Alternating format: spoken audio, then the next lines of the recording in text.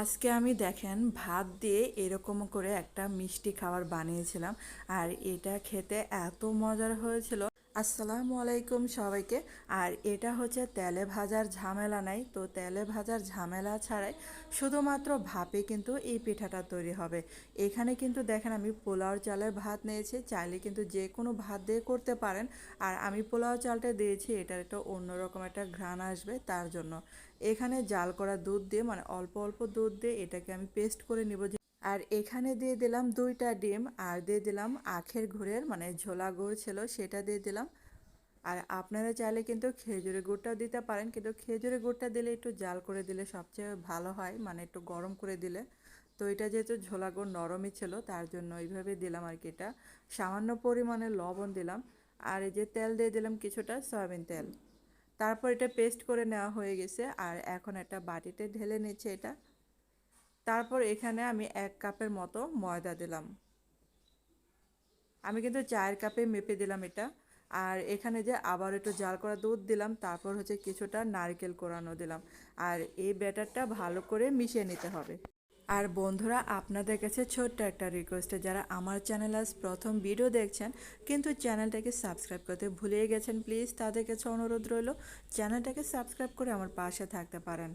আর এই যে দেখেন ব্যাটারটা কিন্তু একটু ঘন ঘন মানে হবে, আর বেশি পাতলা করা যাবে না। এটার মধ্যে দিয়ে দিলাম কিছুটা গুঁড়া দুধ, এখানে 1/2 কাপের একটু কমই হবে গুঁড়া দুধটা দিয়েছি।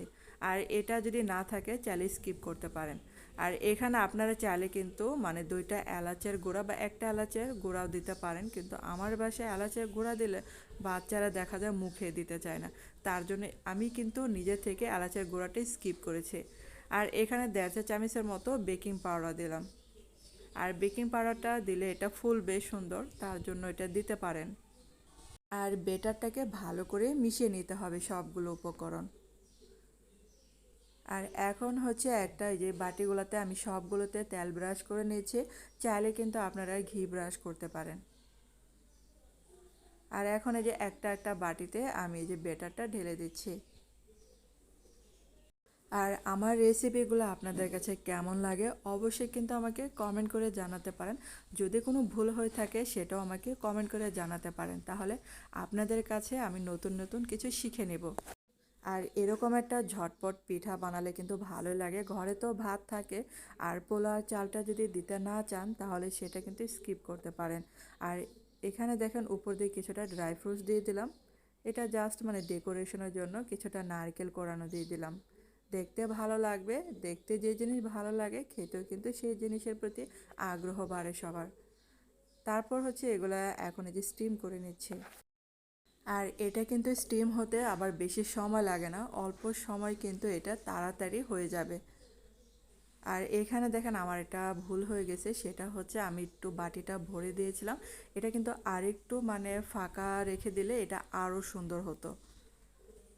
তো এটা ফোলার পরে কিন্তু অনেকটা চুপসে যাবে, তো অসুবিধা নেই। আর বাকিগুলো দেখেন আমি একটু কমিয়ে দিয়েছিলাম বেটারটা, আর এটা দেখেন কত সুন্দর হয়েছে। আর এগুলো সবগুলো দেখেন ঠান্ডা হওয়ার পরে কিন্তু চুপসে যায়, কারণ হচ্ছে এখানে যেহেতু আমি ডিম দিয়েছি আর হচ্ছে ভাতের এটা বেটার, তো সব মিলে এটা কিন্তু একটু ফোলার পরে আবার চুপসে যায়। আর এই যে দেখেন এখন এই যে কেটে খাচ্ছি, আর এত মজার হয়েছিল। আর মনে হবে না এটা যে ভাত দিয়ে তৈরি, এত সফট হয়েছিল, মুখে দিতে মনে হবে যে মিলিয়ে যাবে। আর গুড়ের একটা ফ্লেভার আছে, তো সব মিলে অসাধারণ একটা রেসিপি। ধন্যবাদ এতক্ষণ আমার ভিডিওটা দেখার জন্য।